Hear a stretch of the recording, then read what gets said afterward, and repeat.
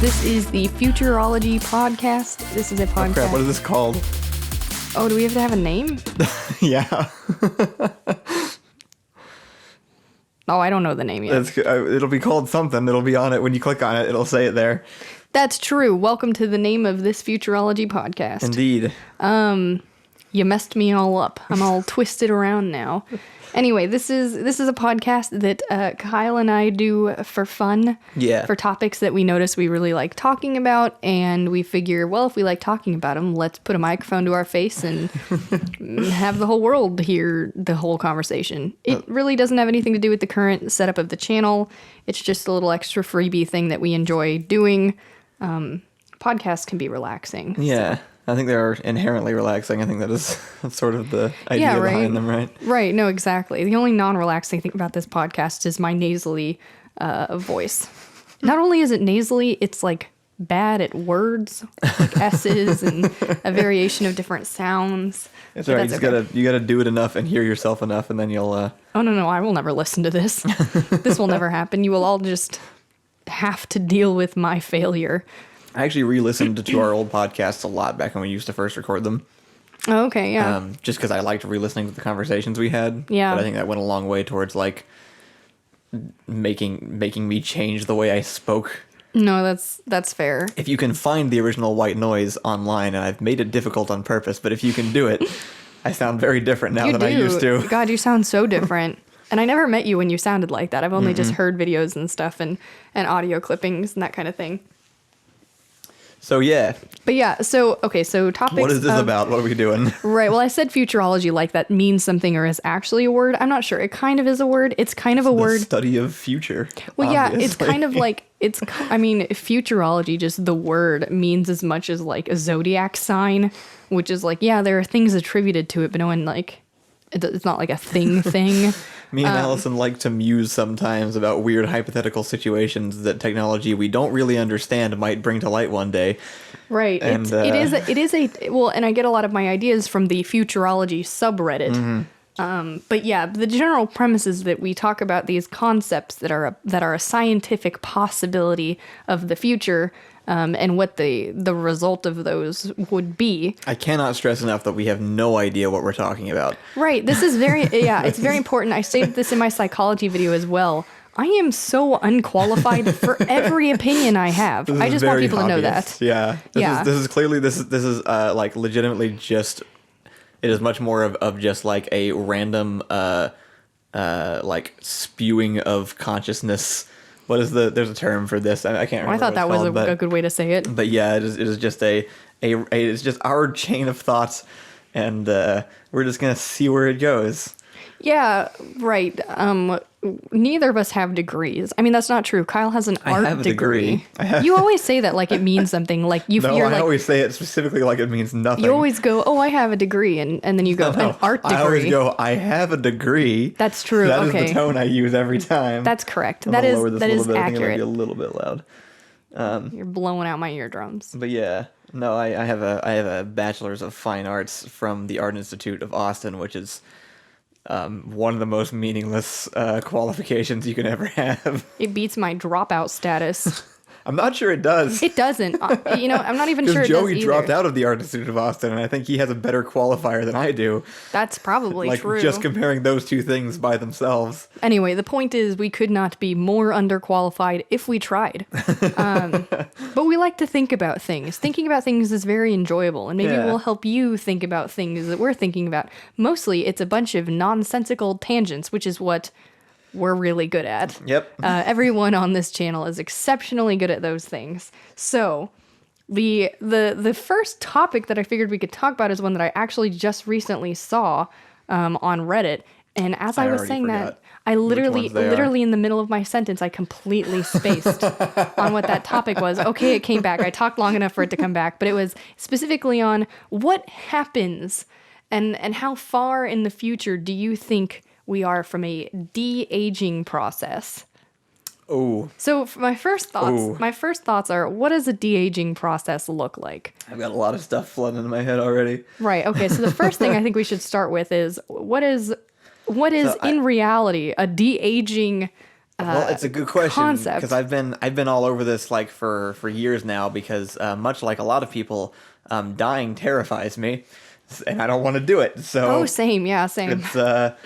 it's definitely something I've been interested in, and there was definitely a period in my life where I was like, you know what? By the time I'm old enough to worry about this, they'll have figured out how to make me live an extra 100 years or whatever. You say that, but we can't even contain the wildfires. Well, at this point, at this point in my life, I'm more like I definitely take more cues from like things that have happened in the past. And the fact is, people have been trying to find ways to live forever, and it's never worked. And it's probably really, really arrogant to think that we're the ones that are going to suddenly figure it out. Do you have an example of how people have been trying to live forever? Well, there were from like past? conquistadors that tried to find a golden fountain or something at one point. They've been all over the place with these solutions. There have been religious ways. There have been like pseudoscientific ways. There have been. It seems counterproductive that there would be religious ways to live forever, since the mentality is like It's true. the afterlife. It's true. Really, for most religions, It was definitely Christian explorers who were looking for like El Dorado and like the Fountain of Youth and stuff, though, because they were from Spain, so they couldn't have Right. not been Christian at the time. right. Well, and they're not around, so they clearly failed. But assuming it's something that's possible in a future you and I can comprehend. Yeah, well, so that's the difference now is that we have like science, right? That's kind of new. Science. This podcast is sponsored by science. And there's been lots of different there has been lots of research into what makes cells decay, because that's the biggest part of it, is just like things fall apart as they get older. Mm-hmm. It's what happens. It is the natural state of things. Fighting against that is difficult and arguably pointless and even destructive. But that's not what we're talking about today. We're talking about how would you do it anyway. So here's my first real thought on this. It's like, we can't de-age. If you're 60, you're 60. But what we could probably do... That might not be true. Hold up. Okay. Hold up. What we could probably do is we could maintain an age. And I know that so my thought is it's probably easier. Is it easier to maintain an age rather than reverse an age? Because in one of those, you actually have to reconstruct DNA to essentially be younger. You have to go back to what it was and repair, rather than one is just maintaining, which just means stopping decay. Just run that DNA through a laminate machine and just don't age. You can't get wet or anything. You just keep it the same. It's also it's difficult to, you have to think about like, how is this going to be applied? Like, assuming we had like something that stops aging, right? Mm-hmm. Are we assuming this is something that can be, I'm not sure it's something that you could like give to a 60-year-old and they would just stop aging. I think it might be something you have to give to like a child, and then it makes them live longer. Oh yeah, like I think from by birth. I think by the time they figure it out, we might be past the point of being able to receive whatever it is, because we've already lived too long. Okay, but it eventually probably gets to the point where like anyone could have it, right? Don't you think? Yeah, I mean, if we assume like far enough in the future, that's always just kind of like Wait. But if you give it to a small child, then how do they age? Is it a vaccine? Well, it would be a different. So I think the most convincing thing that I have heard about this so far, and the thing that I remember the clearest, if I'm being honest, is it was what was I'm actually blanking on the name of it, but it's the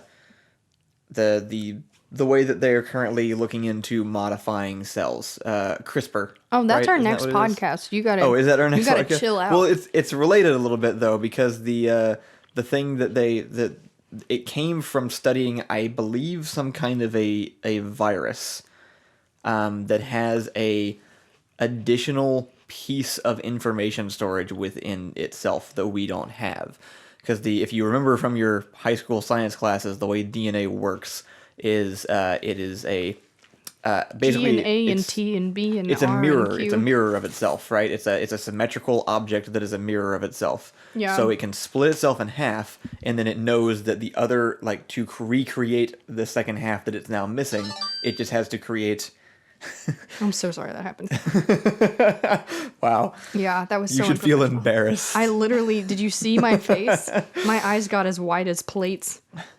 But yeah, so then to recreate the missing half of itself, all it has to do is create the opposite of what is currently there, right? Because there are 4 different proteins that make up the DNA ladder, and they always are paired in the exact same ways. Yeah. And so that's how that works. And the reason decay happens, or aging happens, or mutations happen, or things like that, are if something goes wrong, it just keeps duplicating it anyway. Mm-hmm. And so things just mistakes keep stacking up until things just stop working right. Yeah. But whatever virus they took that they are copying this technology from, it has a backup of the original DNA strand. And so as part of its duplication process, it does the same thing. It splits in half. But then as it's duplicating, it runs it by the original, like error checking to see if it matches. Yeah. And if it doesn't, it throws it away and it tries again.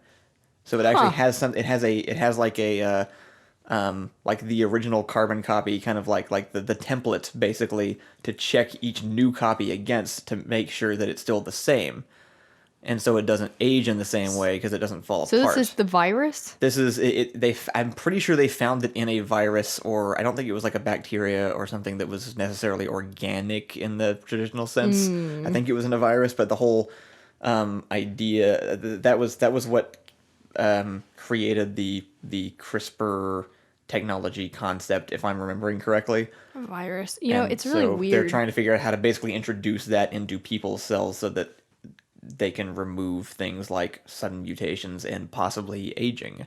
Yeah. So that's kind of what they're looking for. It's really weird how comparable humans and computers are. It's that I guess it's fascinating. This is totally a tangent and probably another podcast topic, but it's incredibly fascinating that computers are named according to us. We built, we have kids, right, which are obviously like the closest thing to us, but the next thing would have to be a computer because it consists of all the same things like viruses and DNA and memory. It shares all the same, all the words we apply to computers, and the way we built them function on really generalized understandings of how we understand our own brain, which is really fascinating. Well, anyway, that's a different topic. The reason that happens too, though, is because you're right. It's because we made them. We named them after things that we already had concepts for. It's just really funny that computers are so intimate because we've named a bunch of things throughout our entire life, but computers are they are mirrors of ourselves essentially. I mean, all they do are it's like the closest we've gotten to trying to construct a brain, basically. Right. Actually, though, there is this could be something we talk about later too, but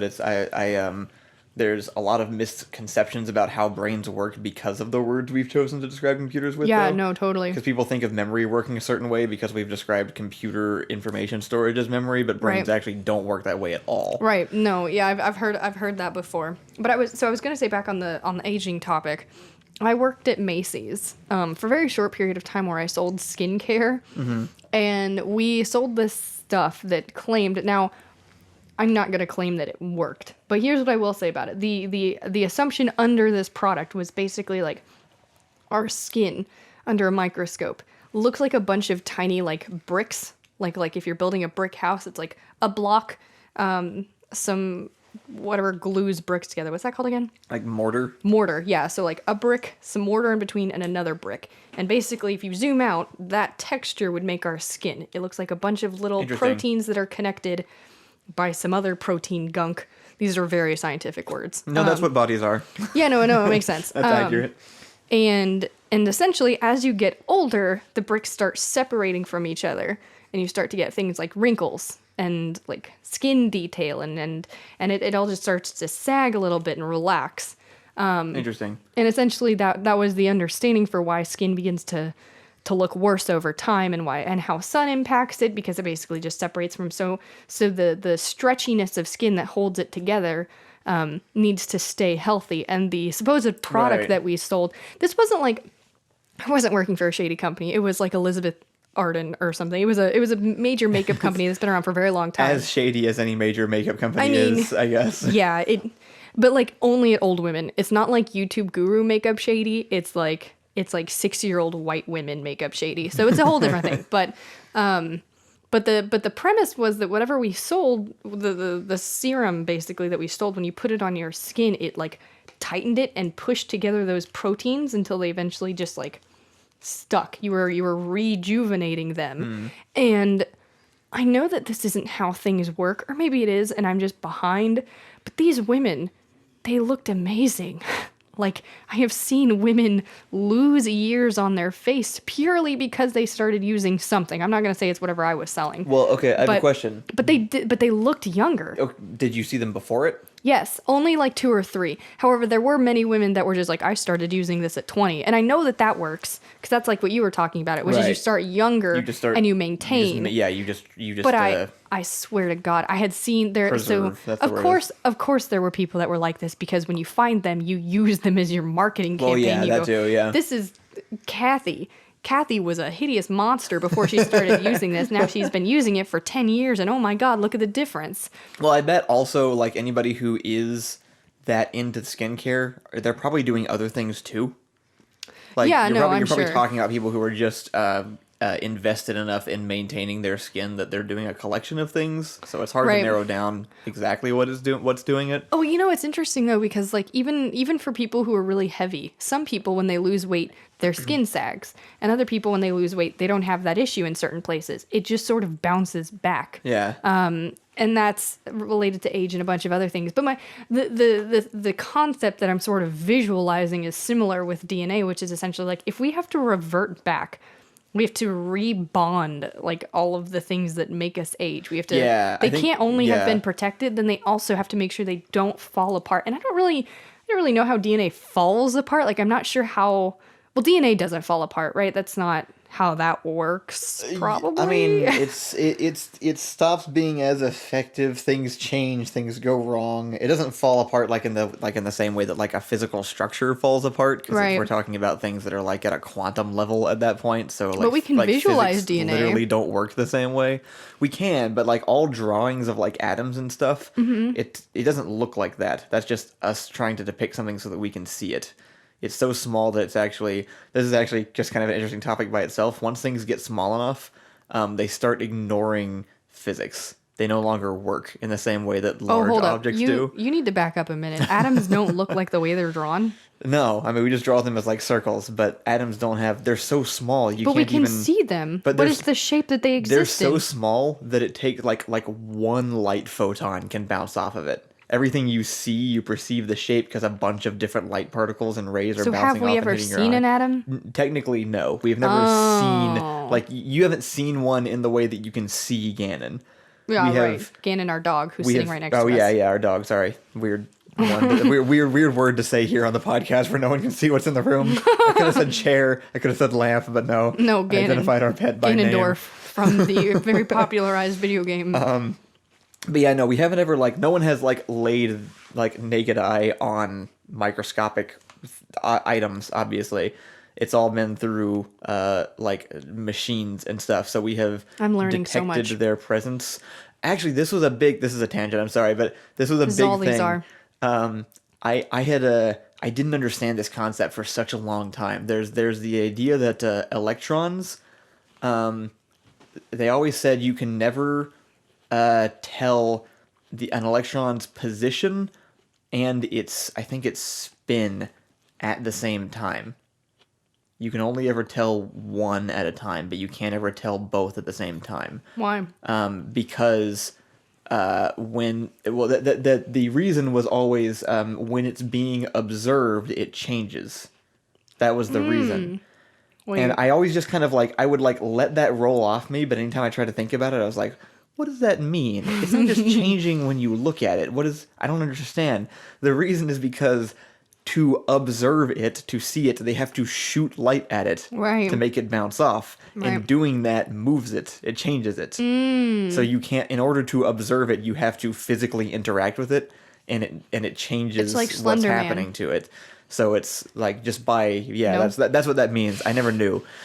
I have never heard that. Your art degree is really shining here. It's not all of this at the Art Institute. They're real big into the core classes. I was really bad at biology. I was specifically bad at chemistry, which is where a lot of the foundational like information for a lot of the stuff we talk about comes from. Yeah. So all of my understanding of this is very theoretical without a science background. So I'm just like, yeah, sure, assuming that bodies and life and time works this way that I made up in my head, then things are all possible. But yeah, okay, so okay, so let's say we live in a world and de-aging exists. Okay. So like What- reverse aging, not just what like stopping happens? aging, like but being able to like reverse it. All of them. Okay. It's a thing. We live in 2080. Okay, that's really optimistic, but we live in 2080 and people don't age. Okay, wait, precursor question. Yeah. Would you rather, because aging usually refers to two different things with people. Sure. And it's either physical performance or physical appearance. Oh. I would personally rather look like an old man but feel like I was 20 rather than the other way around. Would you But a lot rather? of like de-aging products only affect the skin, right? They only affect the outer stuff. Oh. I didn't think about that being the thing we were talking about. Yeah. I was definitely thinking health-wise. Like, Yeah, well, I think ideally it's both, right? right. But like if you had to pick, Oh, like well, okay. which one would you prefer? Like are you I have wanting no to appear attachment. younger for a longer period of No. time, or is it like a performance thing? Like No. The concept of like a granny-ish looking woman doing backflips is something I live for. However, Sure. I can't currently do backflips, so it's an unrealistic expectation. But I would definitely prefer to age physically. I think wrinkles are cute, and I think aging is okay. I don't know. Okay, but what kind of world is it? Like, let's say that's what we can do. We can't make Yeah. people physically stop aging, but we can heal their insides. We can prevent things like cancer and like internal deconstruction, basically. So what does that look like when 80-year-olds can perform as well as 20-year-olds in terms of Oh my god, old health people and Olympics, fitness? old man Olympics. I want to see old man Olympics. Okay, but but in that world, it's normal, right? Like that's just what things are now. I guess so, but yeah. Okay, but so then how does one die? Right? That's the thing I immediately think of. You have to volunteer to do that. Or no, what happens is people stop dying. So then the government has to put a system in place to remove people from life. So now there has to be a whole system in which the government has to decide who has to die and who can stay or whatever. So now it has oh my god, it's old people Hunger Games. It's the only way to prevent the world from being completely overpopulated. I was gonna say you just went from like a comfortable 15 miles an hour to like 120 in 3 seconds there. This is always how we talk about things, though. I'm like, I'm still stuck on like the philosophical like understanding of whether or not decay is valuable. Like you're right. I jump around a lot, and that's I don't even so like even without like true immortality, right? But like before we hit actual like legit immortality, even if you just extend people's lives longer than they are now, I've started to change my mind on this a little bit, and I think it would be terrible. yeah. I think it would be horrible for society and for individual people. What are the consequences? Why would you say that? The consequences is that Mitch McConnell stays alive for another 100 years and keeps his space in You're the right. government. We would definitely have to have some. All the laws would have to change around the fact that people could live forever. It's a weird like I think like this definitely gets into more like philosophy than it does any kind of science at all. But like I think death is actually a good thing because it is what creates new things, right? The new day can't begin until the old one ends.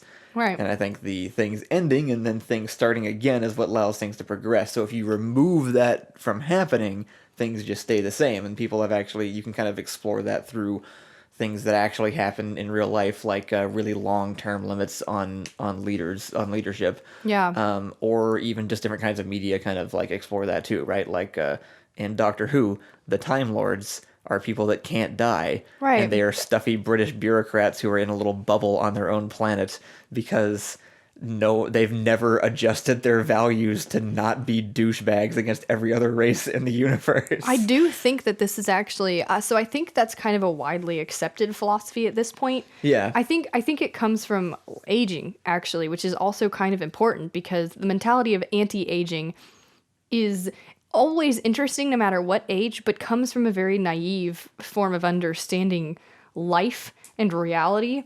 Because I think like as you get older, while you can't always feel comfortable, you can begin to understand the benefits that come along with aging and dying and things that are like, I mean, and kind of what you were talking about, another element of ending, things ending or dying or leaving or not existing anymore is that they gave value to the thing that did exist. Right? It's kind of that light and darkness thing. Like you can't tell what the opposite of something is. Or you can't tell how good something is without its opposite. You can't appreciate something unless you have the experience of not experiencing it. Yeah. And so there's a bit of an element that would change dramatically, philosophically among everyone, if the concept of not dying, I think everyone would just inherently lean towards being a worse person. Consequences almost don't exist. And that's not entirely true. You could still die. You just wouldn't die from aging. Right. But that's like the number one killer. Right. Is getting old. Living is the number one cause of death. Well, I think heart disease might win, but alternatively, just getting old and being old. I would say things like that people. would be included, though, right? Like if we're figuring out how to true. fix cells enough to just not decay, then like heart disease and cancer are like number they don't one really things happen to go. because that's what happened with age and stuff. I think that's a really good point. But yeah, ultimately, like society becomes worse because consequences become less likely. Well, it just stops changing, right? It's like imagine like if Thomas Jefferson were still alive today. Right. Well, like he was. Well, but think about it, like there were great people in the past, but my God, we'd never be. They aren't what we need now. We'd never have any progress. We need new generations and new ideas to come along, and they would constantly be outnumbered by older generations. Yeah. Which, as we know, is a problem. Actually, that's as a thing. Like we would hit maximum capacity at some point. Oh like, yeah, they'd absolutely. have to be like no one can have kids. No, that's what I'm saying. They'd have to figure out who has to die. Right. There'd have to be a system in place for people to die. Or it would just be I think probably because you can't really. I mean, morally, you can't really choose that some people have to die, right? So morally, yeah. What you'd have to do is just say no new people.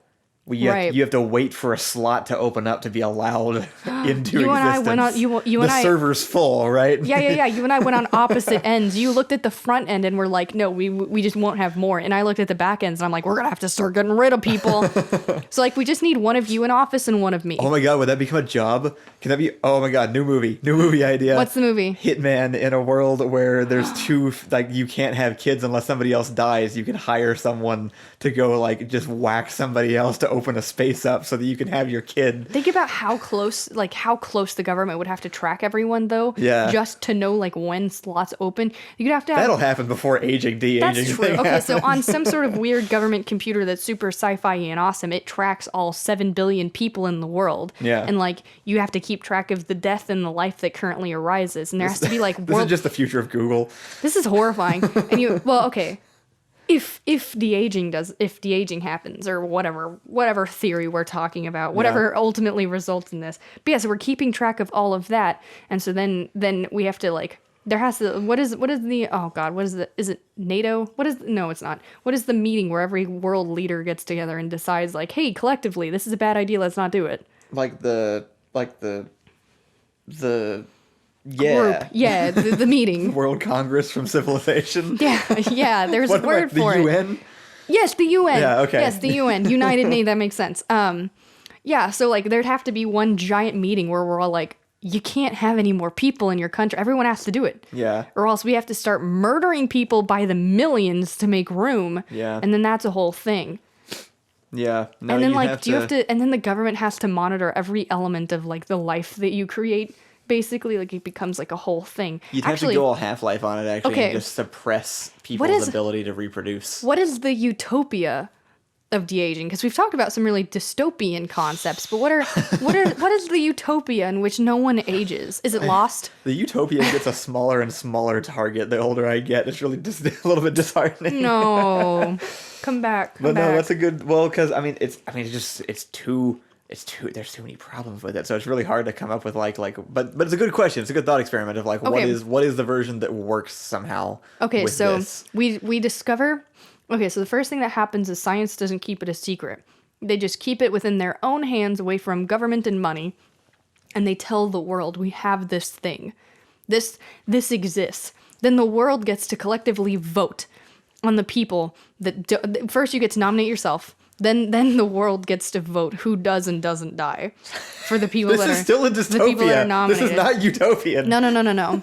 Voting on death is not utopian. I mean, it's voting. I'm sorry, it's voting on endless life. Utopia and dystopias are all the same I mean, look, concepts. You just I have to think- look at it from the brighter Okay, side. you will have a very successful career as a PR person in this world. I will give you that. But Hierarchy 2080. objectively, this is still a dystopia. You're right. Okay, that's Just fine. by definition. Okay, well then the utopia is what, like angels, right? It's like heaven. It's the idea that we all get to pick what age we're Yeah, gorgeous okay. at and we're all happy about it. Well, it's infinite space, I guess, right? It's not having to run out of room. The problem I guess with that's what it utopias is it's not possible with humans. We're a disgusting, horrible, violent species Well, that's that ruin defeatist. everything. I mean, but that's true, right? Like any utopia I can think of involves us acting more like creatures that we Well, aren't. the problem with humans existing is they consume resources. And the problem with resources... That's not the only problem. The problem with resources is it actually kind of is one of the only problems, because the only reason people even fight is because they feel like they have less than somebody else, or they need more than they currently have. I'll allow that. If you had infinite resources, then presumably there would be no reason for conflict, because everybody would be fully satisfied no matter what it was they wanted. Yeah. It's also arguable that that's terrible and completely halts progress, because then why does anybody have any motivation to strive for anything? Yeah. But it would be the only way, I think, like you'd need like endless amount of planets for people to be on, because no one's gonna die. Yeah, see, that's hard because the more people don't die, the more necessary resources become. Yeah. So does that mean there is no utopia in which we all don't die or age? I don't it's think weird there's because one that sustains. That's the in thing. your mind inherently you're like, wow, what a utopian idea, never having to die, living forever, all of these bright and exciting ideas of just like constant adventures and life. And then it's like, well, no, that sounds miserable, actually, when I think about it for what's been a total of 28 minutes. You know? Like, Yeah. it's a bit of a shame. Because, I think unfortunately, like all the concepts that we think about are going to have that kind of spin. And so we should always maintain an element of like, this could go well. Yeah. How could it go we well? We should try. It is hard though, because it's weird, because it is honestly what's worse than dying? Weirdly, not dying. Not dying is way worse than dying, as it turns out. Yeah. Well, After a point. So this is obviously a common concept in vampire novels. Don't know if you're familiar. That's true. But they don't die, That's and they're the reverse, right? What if miserable. you're the only immortal? That's a different setup, right? That Like is a if different you're thing. the only one. That's the utopia. Not really. I mean, well, it depends, because in vampire novels, they're all sulky and sad because they've watched everyone they ever loved die around them. Yeah, people who can't die always are really bummed about it. So then you're like, oh, it'll be me, and I'll pick my best friend. But also, the sad story is, eventually you hate your best friend. People can't even stay married for longer than like 10 years. So like, this is literally a part of Skyvault. it is such I a part of won't say more than Skyvault. that, but it's a bit. This is actually one big promotional podcast for Skyvault, because all of these concepts are essentially brought up in the tone of that show. Yeah. But no, I remember. But yeah, this is a big thing with vampires. They're like, everyone I've ever loved has died, and I've watched them throughout years. Right. Well, this is the Doctor too, right? Oh, it is the Doctor. Actually, It's just a vampire. As usual, Doctor Who is the answer to this question. It is. The reason the Doctor works is because, despite not dying in a traditional sense, he gets refreshed does. every time he starts getting too bummed out about like the life. Like a stale It's the webpage. regeneration is the answer. That's what we need. Yeah, we need a new We brain need every technology time. to regenerate. You have to just So replace now, everything. So that is the utopia. Yeah. Now people, instead of Yeah, not dying, yeah. we never have to actually create new life. New life is not necessary. We all just Right. regenerate into a new mind. And then we can have, oh my God, then we can have guess- schools. Wait, then we have schools for like 45-year-old people, because you just have to regenerate at a certain age, which means Yeah. classes no longer are necessary for children, but you can choose the time to which you regenerate. So you regenerate back to a child. And then you go back into school. They have to reteach you all the elements of life and society. Now what you're describing actually is the non-copyrighted version of this is actually just reincarnation. Sure, yeah. which means you don't actually use up more resources because you have the same people just being recycled over and over. We didn't even talk about what impact religion has. Religion has one of the biggest impacts on the world. That's and that true. dramatically changes. It's like we could never really truly predict the future. And we always try to a little bit in this podcast, but we'll always we're going to predict it. We'll always miss. It doesn't mean it's going to be accurate, but we're going to predict it. We'll always miss one large element because while we think we touched up on some of the biggest elements of society, it's like we completely skipped religion. Religion is like half the history of the world. I think that's like we're actually that's society, what we've come to. It is religion. It's reincarnation. It's not Christianity, but it's a religion, yeah. Of rebirth. That'd be the but only way what to make it happens work. to you know what the Christians? They can't ever choose to de-age. It goes against their entire understanding of religion. Yeah. And then to think about how much more forsaken people are. I mean, the future includes actually no Christianity because then they all die and there's no one left to carry on that religion. No. There's always going to be cults and stuff. That's I mean, true. there will always have to be to some Christianity degree. just changes somehow. Yeah. Yeah, no, absolutely. That's Actually, no, sorry. This does exist in Christianity. It is the result of the apocalypse and the end of the world because then there's like world version 1.2 and everybody gets to live happily ever after. The new world. Yeah. Yeah, no. Well, I mean, but there is no actual apocalypse that happens because everyone's still alive. Well, there is. It's just all the heathens burn to make room for the good Christians that then get to... This is true. Then get to live forever afterwards. But that's just that we picked up on two religions, one that involves reincarnation, not even a specific one, and Christianity, and we can't even go that deep into it. We're at the end of the podcast time. Okay, that's fair. It was a good talk. It was. It was an exciting talk. talk. Promising. Full of ups and downs and utopias and dystopias. Really, no utopias actually. Mostly dystopias. I think what we settle on is the answer to this question is Buddhism. Boom. Wow. Can we make the answer to all of our podcasts Buddhism?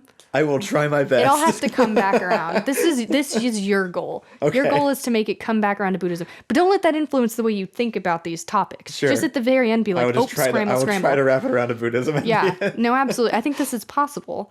But no, I think that was a good round. I feel like my brain has been properly used today. Yeah. Which is always nice because some days you just feel like your brain is mush. Yeah. And you gotta then exercise it. Yeah, it's so like you jump on this muscle. podcast and you think about how you'll eventually have to murder millions of old people because the world needs it, honestly. I would be a superhero. Anyway, that was a little dark. A little bit. But yeah, I think that's probably the end of this podcast. Thank you guys for listening.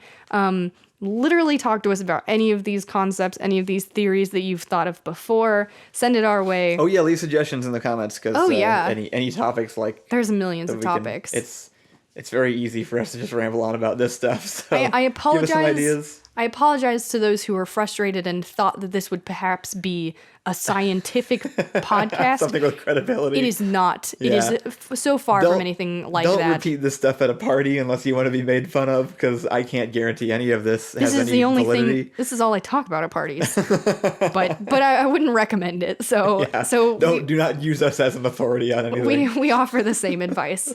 But do send your friends this way if they love nonsense. And illogical line of thinking. And wild speculation. Absolutely, just complete speculation.